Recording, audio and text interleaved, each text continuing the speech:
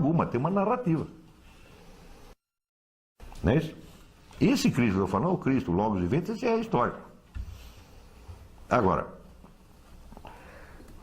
se você quer distinguir, tá certo, entre um negócio de um indivíduo chamado Cristo, indivíduo qualquer chamado Cristo, e o Logos divino, então você que cortou a história em dois.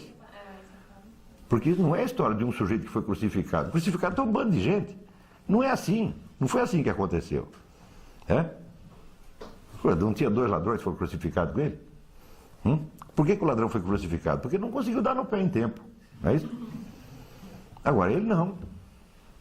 O cara já vem anunciando. Diz, olha, está aqui anunciado na lei dos profetas, vai acontecer assim, assim. E não adianta vocês quererem me tirar da encrenca, porque... Isso é a história. Esta é a verdadeira história.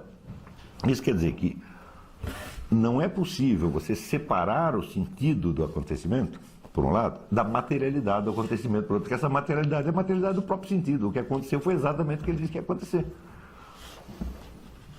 Você está entendendo? Então, você queria distinguir, tem um lado um Cristo de carne e osso, e por outro lado tem o Cristo da doutrina e tal. Fala, mas escuta, mas se fosse assim, a coisa não poderia ter acontecido. Você está entendendo? Teria que ser, vamos dizer, um tecido, teria que ser um milagre muito maior do que a ressurreição do nosso Senhor Jesus Cristo. Porque, olha, tem aqui um indivíduo que não está sabendo nada, é um cara como qualquer um idiota, como qualquer um de nós, né? E foi crucificado, né? E criaram um culto em torno dele. E por uma coincidência dos demônios,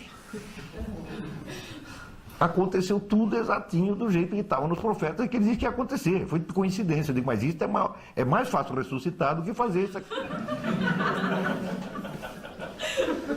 Você está entendendo? Quer dizer que quando aparece um camarada dizendo, não, aqui nós vamos fazer o que? O Cristo histórico. O Cristo histórico com esta nuance, né? Separar o Cristo histórico, material, etc., do Cristo espiritual. Eu digo, mas isso só existe de separação, isso é da sua cabeça, pô. E o Cristo espiritual é objeto de fé, só. Também, não, ainda tem essa. Quer dizer, né, depois veio um. Quer dizer, tudo aquilo que os profetas diziam já era tudo objeto de fé. Eles tudo um sujeito acreditou nisso, depois outro acreditou, depois outro acreditou, e depois, por uma baita coincidência, aconteceu tudo assim. Você está entendendo? E aconteceu pior, para o próprio sujeito que disse que ia acontecer. Quer dizer, é claro que é uma coisa de idiota, é uma coisa de criança. Você está entendendo? Nós temos que entender, vai dizer que a vida, a paixão, a morte, a ressurreição do nosso Senhor Jesus Cristo é um fato, aconteceu, porra. Entendeu? Você não precisa entender. Isso não é uma doutrina, não é um objeto de fé, é uma coisa que aconteceu. Você está entendendo? É mais difícil você negar isso do que você aceitar.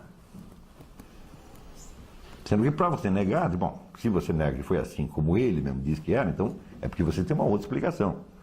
Então você tem que me dizer que a sua explicação é melhor. Agora a sua explicação começa, tá certo? Por exigir que eu creia, tá certo? Num tecido de coincidências absolutamente impossível. Quer dizer, você está me exigindo mais fé do que Nosso Senhor Jesus Cristo. Eu acredito no Nosso Senhor Jesus Cristo porque ele só pede para eu acreditar no negócio que aconteceu e que está acontecendo. Você está pedindo para eu acreditar numa conjetura. Está certo que é uma verdadeira loteria esportiva. Você está entendendo? Você pode ter certeza, sempre que entra esse negócio agnóstico, materialista, tal, o que está em jogo no fundo é só uma coisa, burrice. Burrice mesmo, entendeu? Assim, falta de inteligência.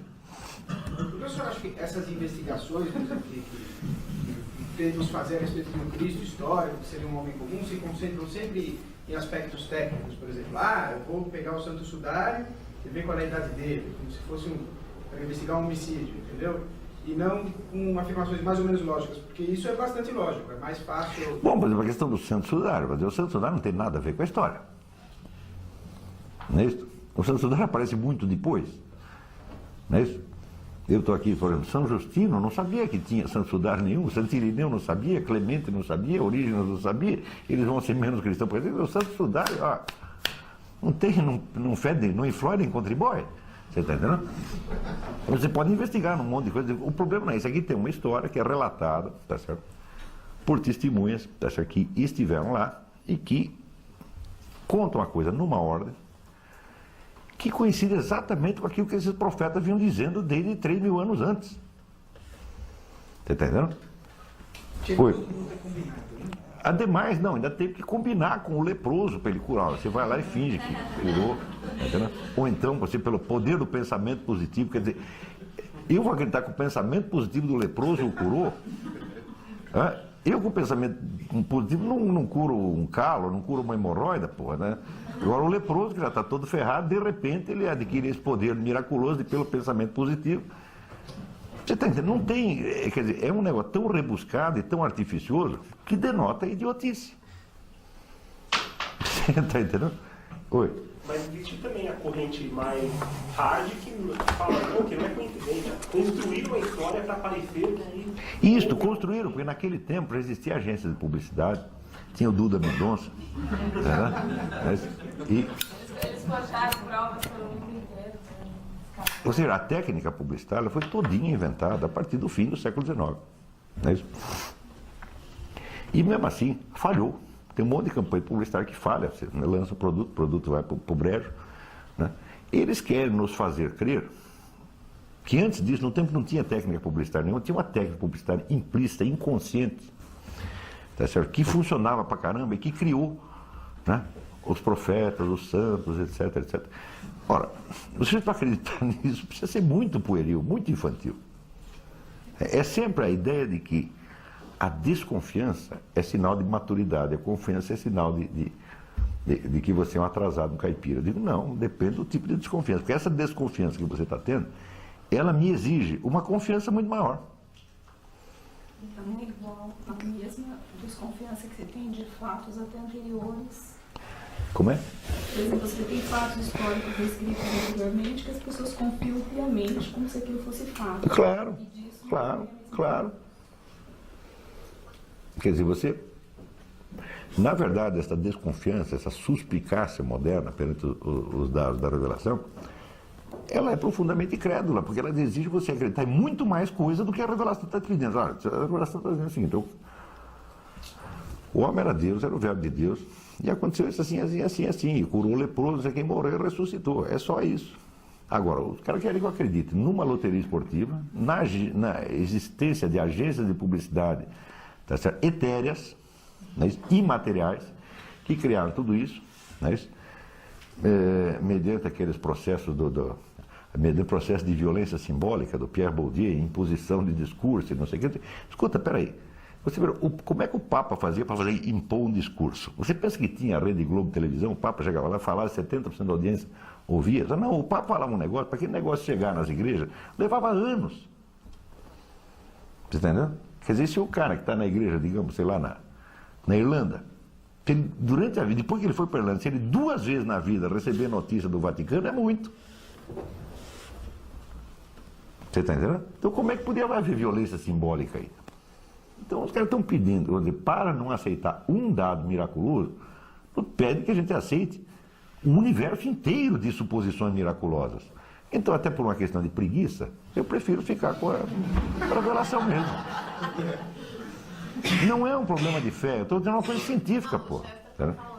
Você não acredita em Deus, você acredita em tudo mais. Ele diz, desde de acreditar em Deus, não é que não acredita mais em nada, acredita em tudo. Acredita em a história da carochinha, Papai Noel, tá, Duda Mendonça, etc, etc. Mas uma comparação que às vezes eu vejo não é nesse sentido. O que esses historiadores usam não é no sentido de que foi uma montagem proposital, assim, de enganar, etc. Eles puxam exemplos, por exemplo... Não, foi inconsciente. Não, foi inconsciente. Não nesse sentido. Eles pegam, por exemplo, aqueles exemplos de sutras históricos budistas, em que se pega um personagem real, por exemplo, o rei Asuka, e aí se constrói toda uma versão extremamente mítica da história dele, e havia exércitos que saíram do solo e combateram, etc. E constrói toda uma história mítica em torno de um personagem real, mas essa construção é para representar. Bom, mas você aí, no caso, você é capaz de distinguir entre os fatos históricos e a construção mítica em torno. Então, justamente o que... Mas acontece que ali não é isso que acontece. É o próprio Cristo que está dizendo, eu sou o verbo divino, eu vou morrer, eu vou ressuscitar. É ele mesmo que está dizendo na hora mesmo que a coisa acontece. Isso não foi acrescentado depois. Nada foi acrescentado depois. Tudo o que se elabora, a partir de toda a elaboração doutrinal, é feita a partir desses primeiros testemunhos. E mais ainda, a quase totalidade dos testemunhos foi rejeitada por não estar muito consistente. Quando você ficou com 4 evangelhos, é porque dizer, esses 4 aqui estão confirmados, estão perfeitamente concordantes e não tem maluquice. Havia dezenas de evangelhos. Mas onde o